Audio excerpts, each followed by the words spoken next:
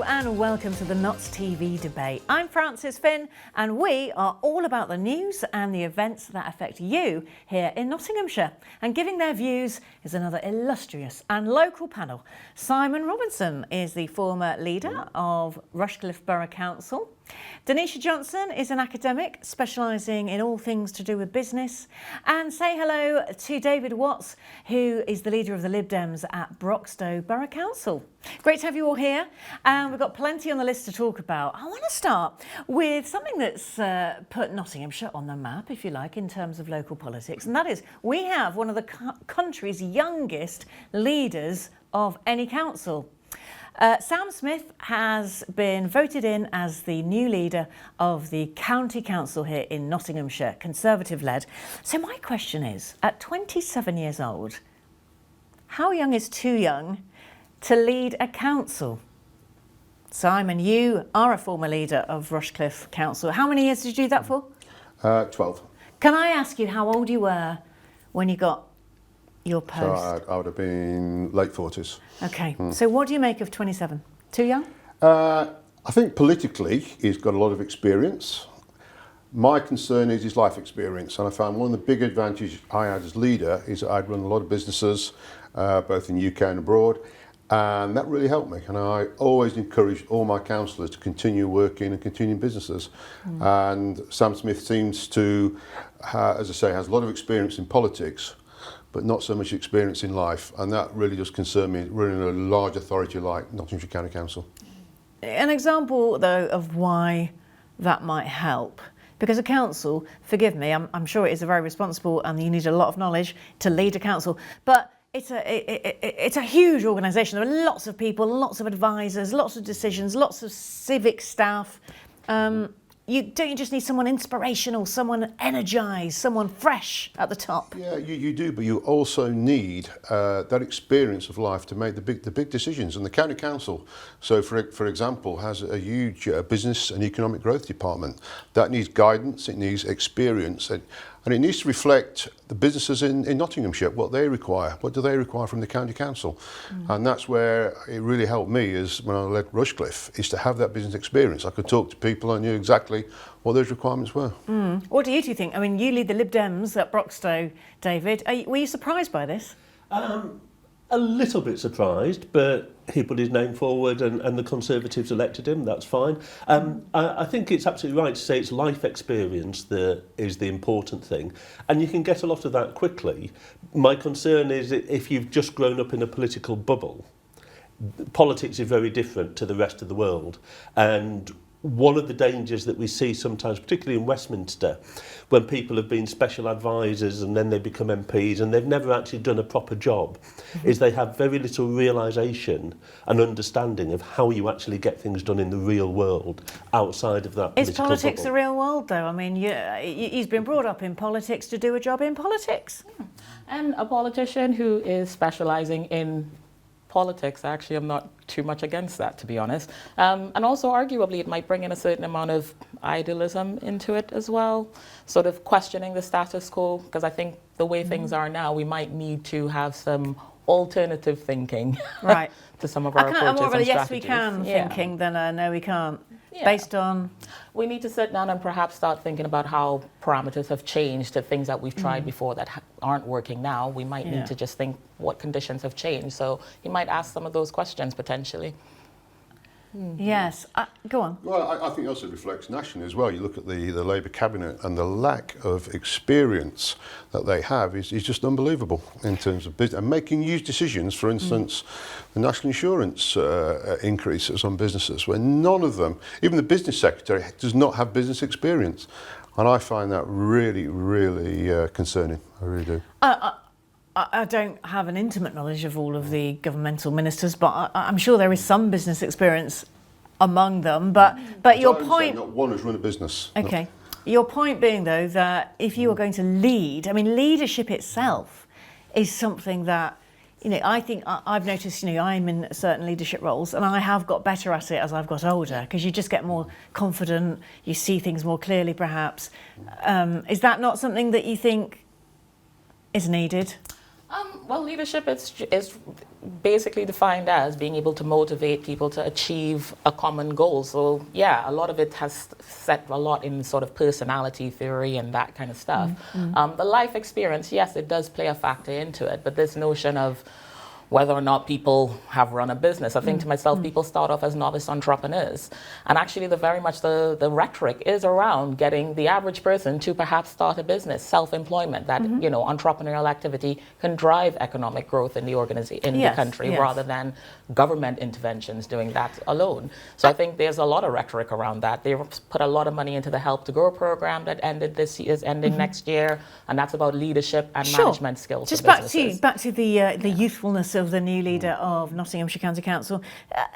I'm having been in the chamber a few times, you know, and looked at the demographic. It's fair to say that a lot of county councillors and local councillors tend to be retired because you've got more time to do it.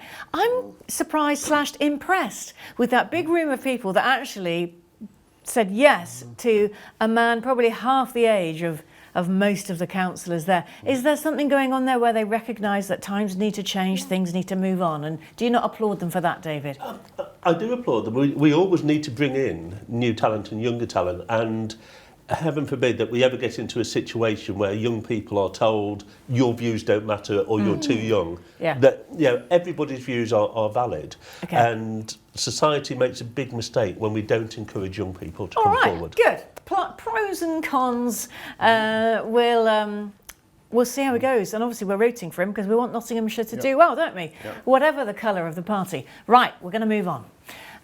The government has laid out 6 of its milestones, measurables, missions, whatever M you want to pick, and immigration is not on the list. Now, this has caused some debate and some concern. So I'm just wondering whether you think immigration should be one of the government's 6 priorities. What do you think, David? I think we spend far too much time worrying about immigration when we need immigration in this country. We don't have the people to do all the jobs that we want to be done. We need to bring in people. We had, over the last few years, since Brexit, we've seen crops laying unpicked in farms because we can't get the people to do it. Our health service absolutely depends on immigration. And so we don't need to be scared of immigration. We should embrace it. And OK, but have we got immigration right? That's the question. Simon, I'll just bring you in briefly here. Absolutely not. And I absolutely welcome immigration, but it has to be managed.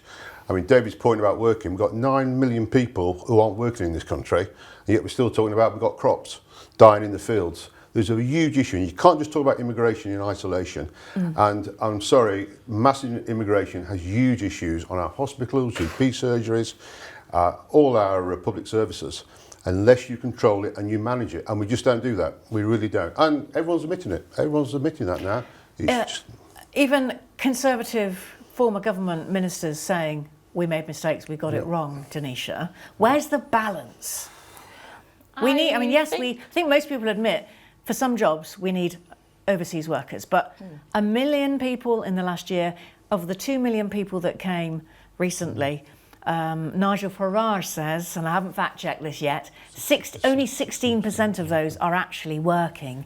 Have we got the balance right? I think as a naturalized citizen myself, where this idea that immigration is not a priority, it has always been. In the 8 years that I have been here, it has been, 14 years rather, it is something that is always pressing on my mind. This notion of work, being able to work so you can remain in the country, it is absolutely a priority for those of us who are in that particular position. So we're always constantly striving for work because that's the only way that you're able to stay. I mean, if you were to arrive, though, maybe with a spouse, 3 children, maybe parents. Yeah, and that comes down to, again, some of the rules and how you can enter into the job market. So there's very specific bits and pieces there. So I think they do need to look at how people are integrated into the workforce in particular. But for me, I think you can have a growth economy, you can have an open labor market, or low immigration. You can only have 2. You can't have all 3.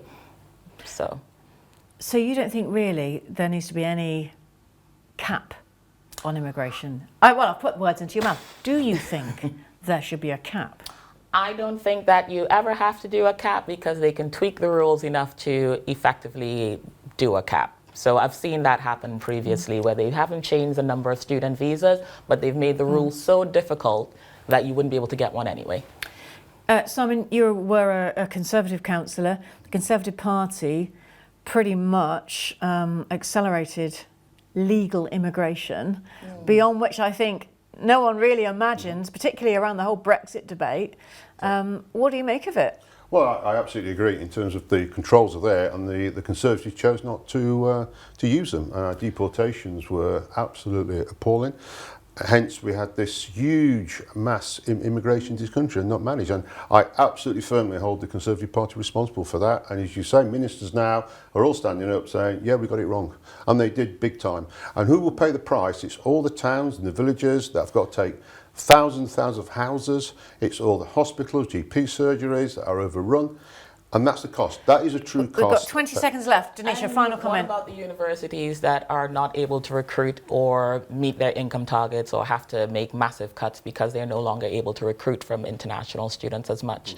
That's a big... well, they are, but there is a cap now, well, a limit on bringing dependents over, and so that's deterred people. And that's going to deter people, definitely. But immigrants are net contributors to society, not... They were, not... They are. Okay, I'm so sorry.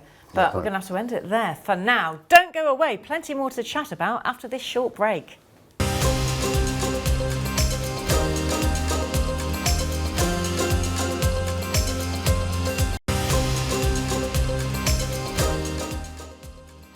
Hello, welcome back to the Notts TV debate with me, Frances Finn. 3 Nottinghamshire panellists. You have Simon Robinson, Denisha Johnson and David Watts. And we are talking about the things that the nation is talking about. One of them, you can't get away from it at the moment, is Greg Wallace. Now, as you know, he is the presenter of MasterChef and other programmes shown on different TV channels.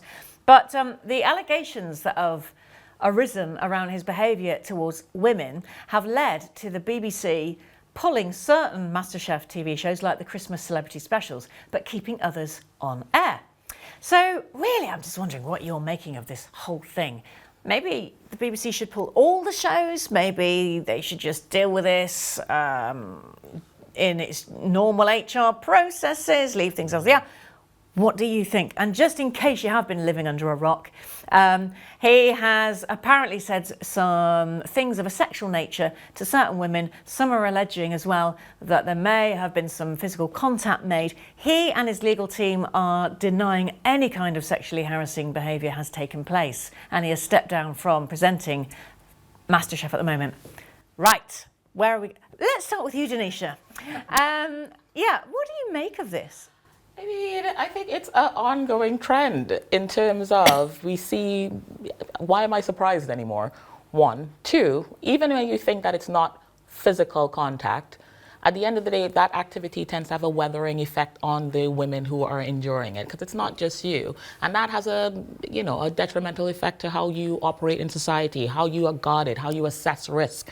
So I think to myself, we all have a responsibility to stop misogyny. Well, a lot of people, when you look at the comments underneath some of the newspaper online reports, a lot of people are failing to see the issue here. They're like, well, he's not... I'm not surprised. There are worse people, worse things have happened. He's a Cockney geezer. That's why he was hired. Man of the people. Let him get on and be as he is. That's just Greg. Clearly, the BBC is taking a different view right now, but is this a fuzzy area? What is allowed to be said? What isn't allowed to be said? Anything that's going to make somebody else feel uncomfortable should not be said. It's basic human decency to do that. And he doesn't seem to see, unfortunately, Greg Wallace, that what he was saying and what he was doing was impacting other people.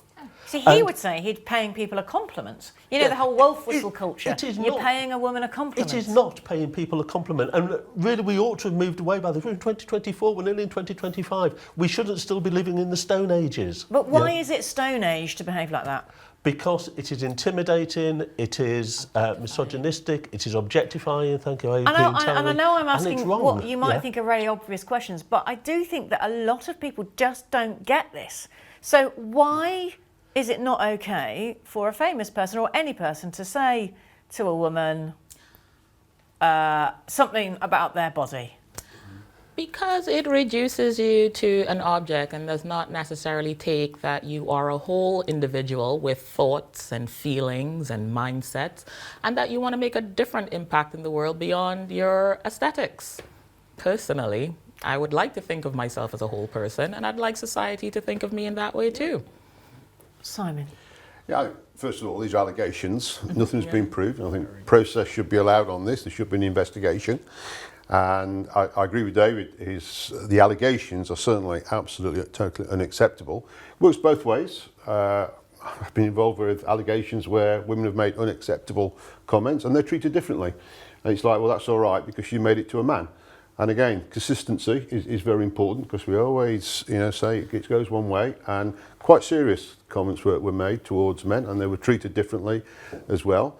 But I totally accept 2024, the language has changed, I think expectation has changed, and standards should be much higher, particularly on those profiles. It concerns me, some of these go back to, is it 2012? Such a long time. Why has it taken so long? Some of them, yes, those were, but this has been going up. There are some very recent and current allegations as well. There's two other big things, I think, that need to be addressed here. One is that the power imbalance between men and women. Yeah. He had the power, and he's abusing that.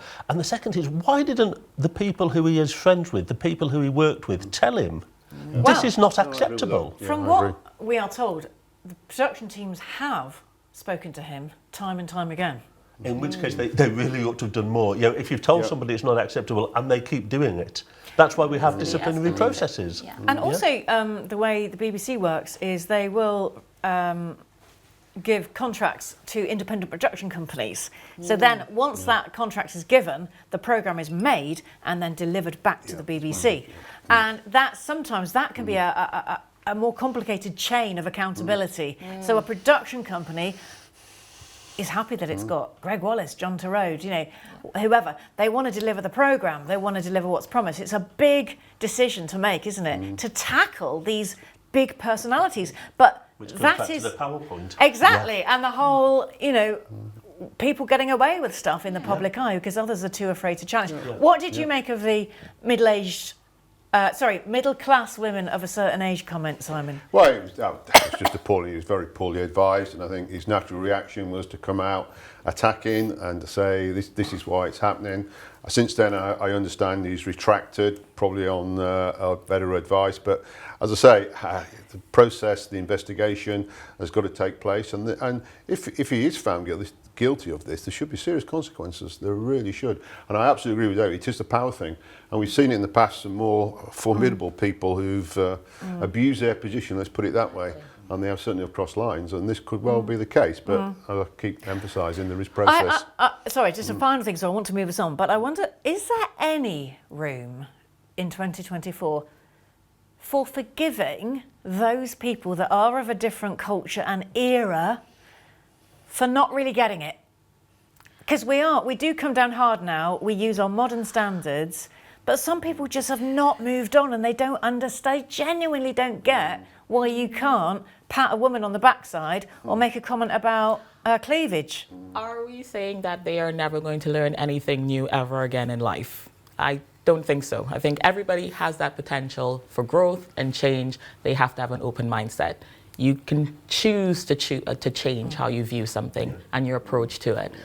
Because if we don't, we're still going to have Benny Hill humour, aren't we? Absolutely. All right. That's so interesting. Thank you for your thoughts on that.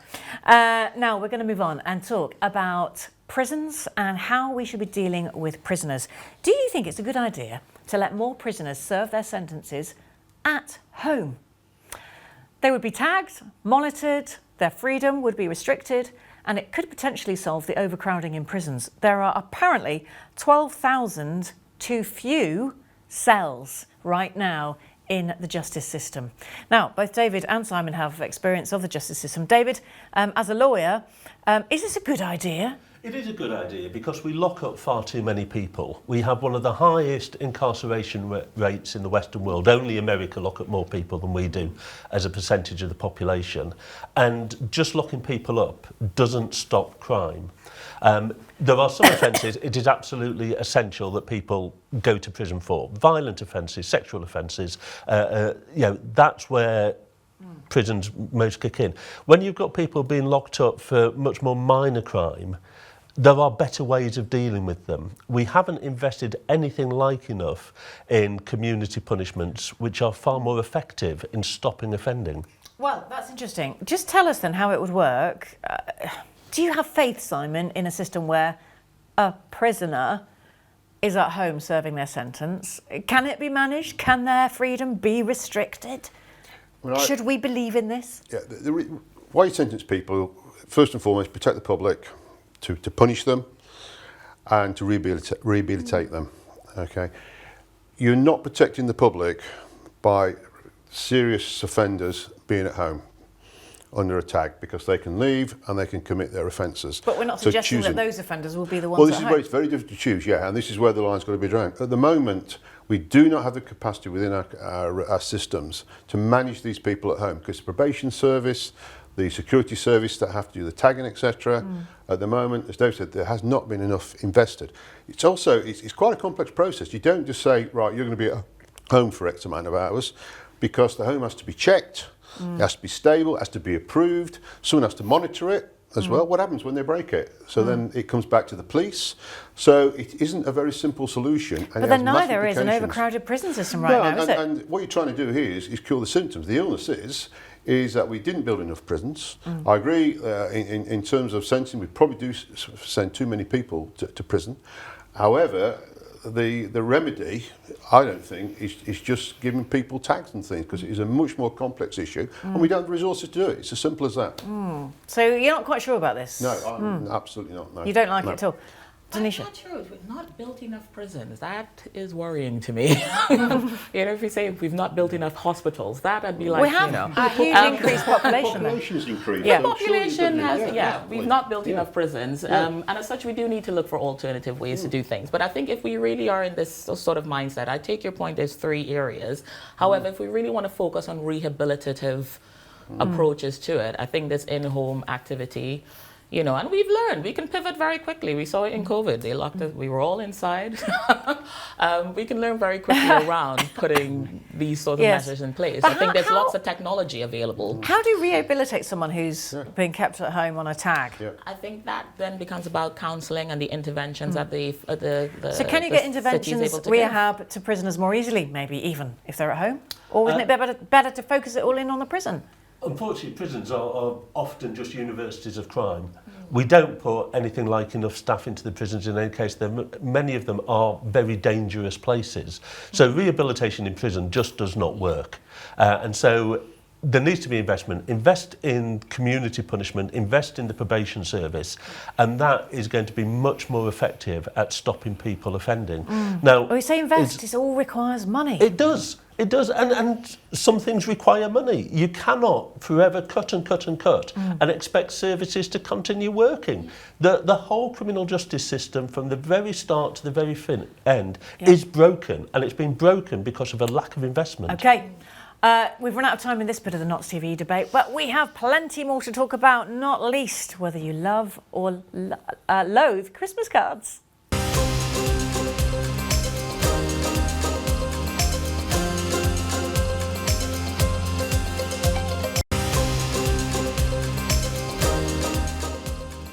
Hello, it's the Notts TV debate part 3. Where have you been? We've been having such a great chat about the news, all the things affecting you here in Nottinghamshire, chewed over by 3 local panellists, Simon Robinson, Denisha Johnson and David Watts. So I want to know what you're thinking over the weight loss drug. The news this week is that the government is saying the NHS can give out the weight loss drug called Mounjaro that controls appetite and has shown to be effective in helping people lose weight.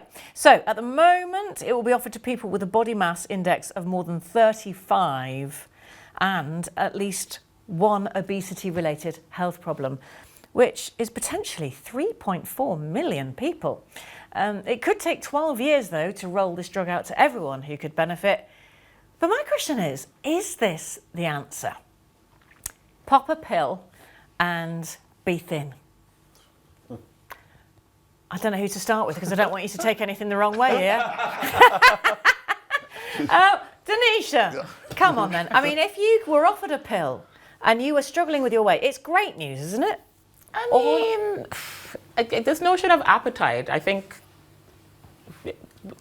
we eat even though you're not hungry. That's sort of our culture around food now as a society. Yeah.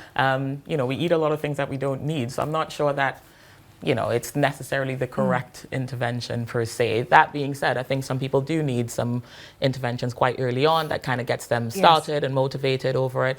And I think in terms of we know the impact that it's having on the health service and, you know, chronic disease and so forth. So I think, yeah, we might need a suite of interventions. This could be one of them. I mean, perhaps I should explain a little more about what's behind my question. There is a lot of talk about why overweight people are overweight and why some people really struggle to lose it. I think it is accepted that there is a biological cause that means some people are more prone than others, you know, a physiological thing. But there's some interesting research in the States that has shown a direct link between obesity and childhood traumas like abuse. So in other words, if you are struggling to cope emotionally, one of the things you might be prone to do is to comfort yourself. And it's perhaps not such a straightforward thing as to treat as a purely medical issue, hence have a pill. So are we going to solve it with pills? Because it's going to cost the NHS a lot of money, could save us a lot of money though as well. I think we should be looking at prevention, because by the time you take that pill, you are overweight. I think so much more work should go into the prevention of obesity, and as you said, it's complex, and I don't offer any expertise in this area. People overeat for a lot of reasons, but I think there should be an awful lot more work in there. We've seen junk food, again, I think parental guidance is massive. Parents should be teaching their children how to cook and eat properly. But they're just not. Parents themselves don't know. Yeah. And there is an awful lot of pressure put on parents by advertising, and I know that's something else that's been in the news, to give their kids, you know, the fast food that looks so good on the telly and tastes like cardboard. But coming back to the pill, I think for some people it will be really useful where there is a real significant health issue. But the danger is that this is just going to be the latest sort of diet fad. And that people think, well, I can just eat whatever I want and then pop a pill to get rid of the weight. And do they take it forever? What happens when you stop taking it? That's not the mechanic though of this particular drug. It's not like one of those drugs where you're vomiting all the time to get rid of it. It's curbing your appetite. So hopefully it is tackling it at the source of hunger. But you say in the sense that the emotional aspect of it, that study you're talking about, then it has arguably appetite has nothing to do with it. It is a coping mechanism. It's like people who drink. Addictions, addictive behaviours. It's addictive behaviour. Something else. And there's sorry. No, after you. No, I was saying there's there's activities such as when they do Overeaters Anonymous and things like that. It is very much about you still engaging with something that you have to take every day. Unlike alcohol, you avoid it altogether. Food you have to eat. So it's about you having a better relationship with it. And it comes back again to investment in not just weight loss, but actually in the support services for people with trauma and all of the issues that lead to overeating. And if we actually look at prevention rather than cure, as Simon said, that will save an awful lot more money for the NHS. I know. I think, it's kind of agreed, isn't it? That prevention is always better than cure. But in human history, we kind of have known this. When have we ever seen any improvements made to public health and weight control through doing what we are saying? It's being done. You know, kids in schools, doctors, they tell you you're overweight, you've got to sort it out. We'll talk about perhaps in a minute the ban on advertising junk food. If it were able to be done in that way, surely we would have got it by now. Or would we? Are we just not doing it well enough? Other countries do a lot better than us. You look at Singapore, they invest massively in prevention and they have the best outcomes because they have focused. How do they do it? Because in prevention, it's about their education from school, it's about their parental training, all these things that we talk about in theory. I agree with David, it's investment. But ultimately, what this pill is all about is post. I wonder though, just before we move on, I think, is it that case where now we can't turn the tide back? we've got beyond the point where prevention can possibly help. There were so many overweight people that a normal weight is now an overweight weight, and therefore it's very difficult culturally to change our mindset on what healthy body weight is. So you've got to perhaps do something extreme like prescribe this drug, £122 per patient per month, and it's got to be injected weekly. Who's going to do that? That would put me off. Yeah, and that at least gets us a little bit of traction to then start dealing with it as a massive issue. Yeah, I think that's dealing with a very small group of people. The vast majority of us who are a bit overweight, we can take responsibility ourselves. And I know I'm a bit overweight. I got a dog. That helped me reduce weight because I have to take the dog out for a walk twice a day.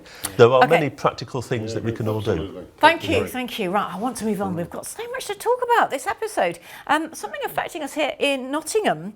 Community leaders have taken some difficult decisions. You know that the City Council is facing big money troubles, effectively declaring itself bankrupt a couple of years ago. So now the Labour-run council is proposing to cut grant money given to community centres, £600,000 plus.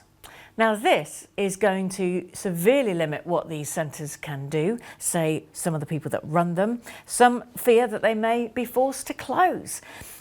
Places where there may be weight loss groups, slimming groups being held and so on. But do we, in a time when money is so tight, do we need community centres in Nottingham, in Nottinghamshire? Are they a luxury we can't really afford, Simon? I absolutely support community centres and libraries, and what you're talking about here is a consequence of a council that's been run so badly for so many years. It's not the only council that's struggling. This is under, you could argue, 14 years of austerity. Absolutely, and I think the government takes responsibility. In Nottingham, we've been right at the edge with decisions made over Robin Hood and other investment decisions.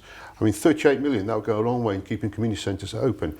And I absolutely, totally support community centres, particularly for the elderly as well, bringing them together. And the libraries, because, I mean, you talk about community centres, the libraries are community centres. People go and they meet. We opened one in Rushcliffe, and I was amazed. It became a community centre literally overnight. Perhaps, talking to a fellow church person here, an answer could be that the council does some kind of deal with local churches, maybe a little bit of peppercorn rent to keep the heating on, open up these spaces. Churches would benefit, communities would benefit. I mean, I think churches should be doing that anyway. But as a neutral meeting space. Yes. I think a lot of churches are doing it because we recognise there is this need. And one of the issues that it really does help tackle is loneliness, which is a massive issue in society. If people have nowhere to go, they don't go anywhere. So providing places for people to go is really important. But do we need, so this is my question, to save money, we are desperately trying to save money as a nation. Is it not just good business sense to use existing buildings and open up spaces inside them, double up, so we don't need to maintain these often outdated now, leaky community centres? If that can be done, great, but I mean, certainly my church, the building is used 7 days a week. Virtually full time. So we don't have the capacity, and we've expanded several times into extra buildings. We don't have the capacity to take on an awful lot more. And I think many churches, their halls are already used for other activities. Interesting. I can also say, because I've tackled this before, and I know a couple of churches actually set conditions about them in terms of community use, which was religious. One, for instance, one wouldn't allow yoga. Well, that's something that you don't see so much anymore. No, absolutely. But that was part of the community. There were yoga classes getting people together. So you need a neutral space is what you're saying. You do need it, and I absolutely agree with David. Loneliness is a massive issue in this country. And I think community centres are essential alongside churches. But I think the City Council should be working with every partner they can to provide this, because just to close them, again, I keep going about libraries as well, I just think it's so short-sighted and a massive detrimental impact on the community of Nottingham. Wasn't there that figure, Denisha, where loneliness was as bad for your health as smoking 15 cigarettes a day? Yes, So it's again another, perhaps a false economy. Christmas. Yeah. Yeah. It's close, Yeah, I think I work with a lot of businesses who have lots of spare capacity, so are always looking for something else to do in their particular space so that they can, fully maximize it. So I think that might be, another route in terms of partners that you can kind of work with. I think also there's a national service aspect as well for young people to get involved in these community center spaces so that they are in fact utilized and the value and you get the return on investment and whatnot. But yeah. Yes, yeah. It's very difficult though, isn't it, with the council as it is. We can say a lot about what's got it there, but the fact is it's a situation that needs to be solved. Yes. What else can go? Yeah. What can give? I mean, genuinely. Partly the question has to be, and I know I said before, we need more investment. We actually need more money from central government. All local authorities have had their funding from central government cut and cut and cut. And Simon would be the same as me. When I was the leader of Broxtowe, we wrestled with the budget every year, trying to save the money. Well, there doesn't seem to be many noises being made by the Labour government right now about that. No. Don't go away. Some more debate after a short break.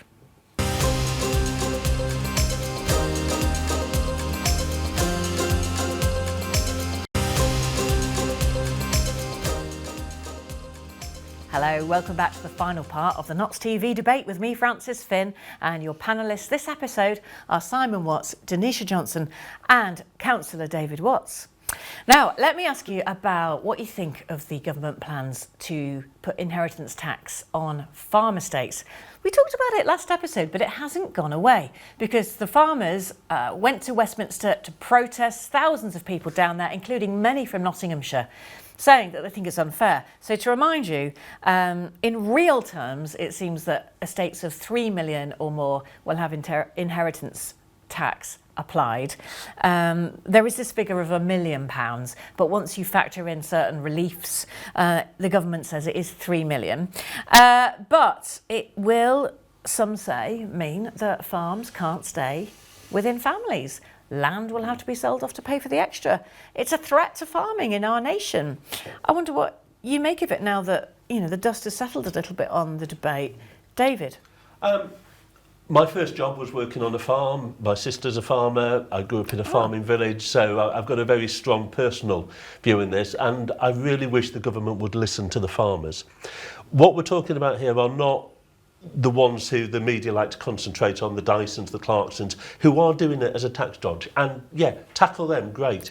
But actually, family farms... just to come in there, I think James Dyson is doing a load of research into automated farming techniques, and he's not here to defend his record on how he's using farmland. Yeah. Just saying. Yeah. Fair enough. I don't have a lot of time for Mr Dyson, but there we go. But family farmers are the lifeblood of this country. If we don't have farms, we don't have our own food. And food security is really important.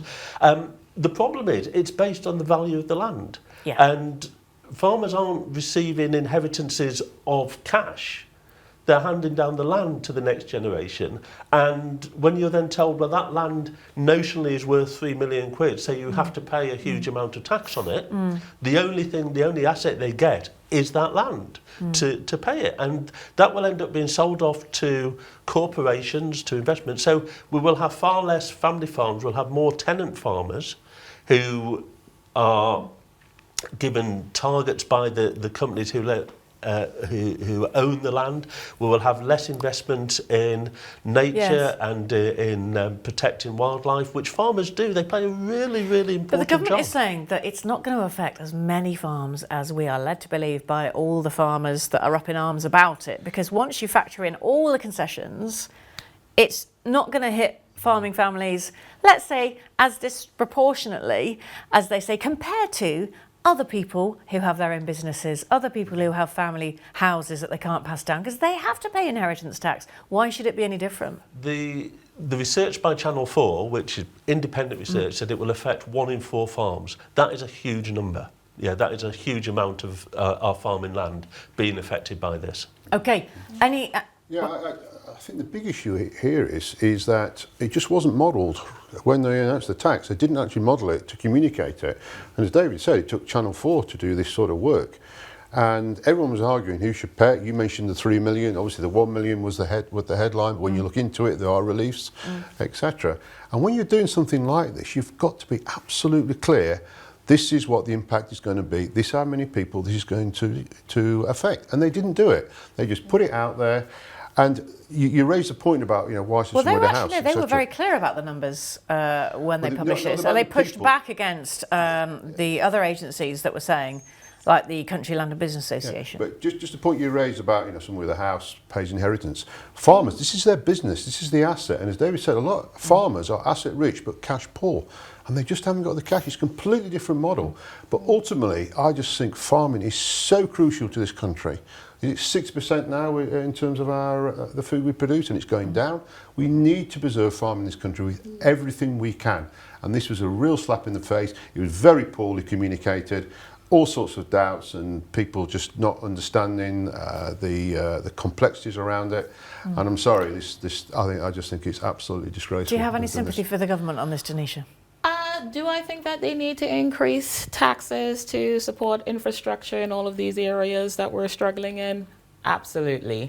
Looking at untraditional areas that they didn't tax before is one route to it. Should they have started here? That's debatable. And I think that's what it boils down to. But I think they do have to make some hard decisions about where taxes are going to be derived. Unless they start taxing businesses more or large corporations more. They have really, in a way, haven't they? Yeah. They've said that the national insurance contributions need to go up on businesses. Yeah. So they have, though, David, kept to their manifesto pledge of not increasing working taxes. Well, that was a silly pledge to make in the first place. Exactly. So you think they should just... I think we should be looking at where wealth lies in this country, and we have now something like 20 times the amount of billionaires that we had when the Conservatives came into government. That's an awful lot of wealth being hoarded by a very small number of people. Actually tax that. Don't be afraid of taking on the rich and the powerful. Rather than tax the weak, the voiceless, go for those who actually hoard the money. Tax them. And I think there are plans, of course, to make sure that business taxes are being paid, that the loopholes are closed off for the multimillionaires. But again, there's a balance, isn't there, about, I know that the Conservative government was hesitant to come down too hard on the very wealthy because they'll just up and leave. Yeah, it's always this balance, isn't it? It's interesting, the American model is very different, because what they're saying, Elon Musk comes to mind, his role, is to look at the efficiencies across the public sector. We have one of the most inefficient public sectors, and I've worked closely with it. Absolutely. I've worked closely with ministers. I've seen their departments in what we do and what we deliver. After 14 years of austerity, you'd think that there would be a little bit more efficiency. Absolutely. The Conservatives did not make them efficient at all. And also just things like, I'll give you an example. The pay award to the railway workers, just given without conditions, that immediately goes on to the tax bill. So what you're asking, farmers, pensioners, you are going to pay for that massive increase for the train drivers without any conditions whatsoever. Well, I think the fee covered by the train drivers increase is small in proportion to what we're talking here. But the point, yes, but I take your point, that this money was needed to settle these pay disputes. Yeah. Denisha, just finally on the farms, do you think there is a public sympathy for farmers? Because Britain is an interesting country, or England country, whatever. You've got the rural life, you've got urban life, you've got deprivation here, you've got, was this an easy target maybe for the government? I think culturally you'll have had a really great relationship with the land. I mean, just how, the UK is laid out, how you'll work with agriculture. Coming from a Caribbean island, we have a very different relationship with the land. And so I think it's part of the lifeblood of the country, and there should be some work to preserve that relationship. Yeah. Okay. I want to finish on something a bit festive. And there's a serious side to it, I suppose, in that Christmas cards. Do you love them or loathe them?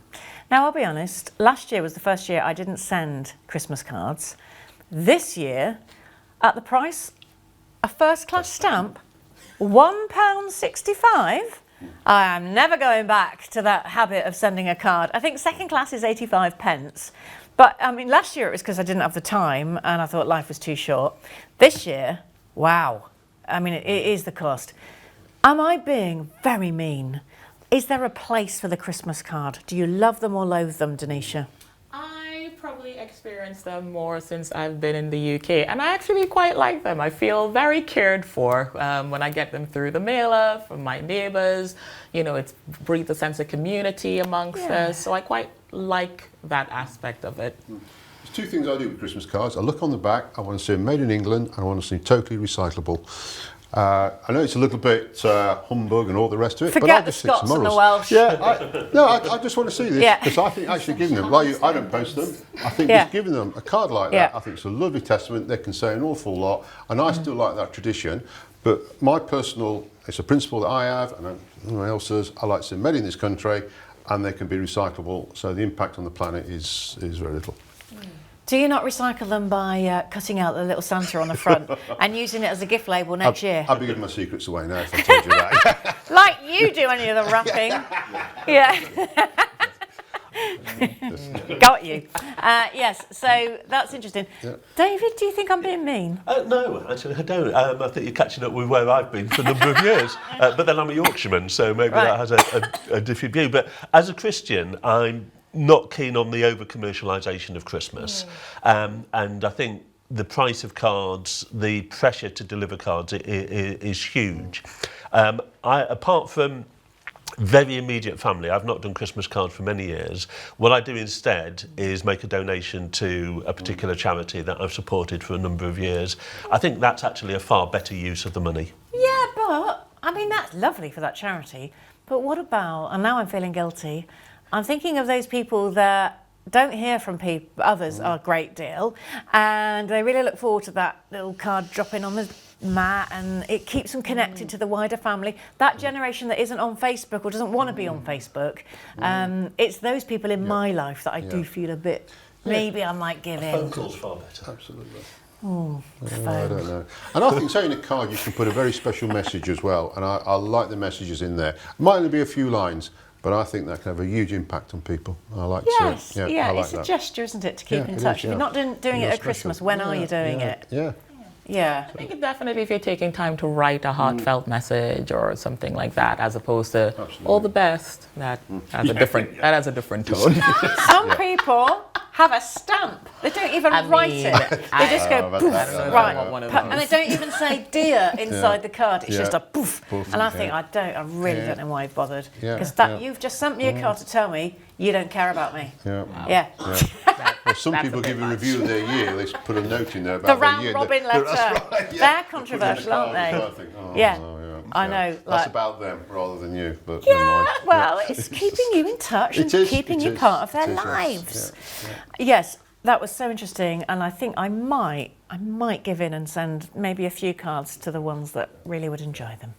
Well, that's all we've got today, and it's been great having our guests, Simon Robinson, Denisha Johnson and David Watts. Bye for now.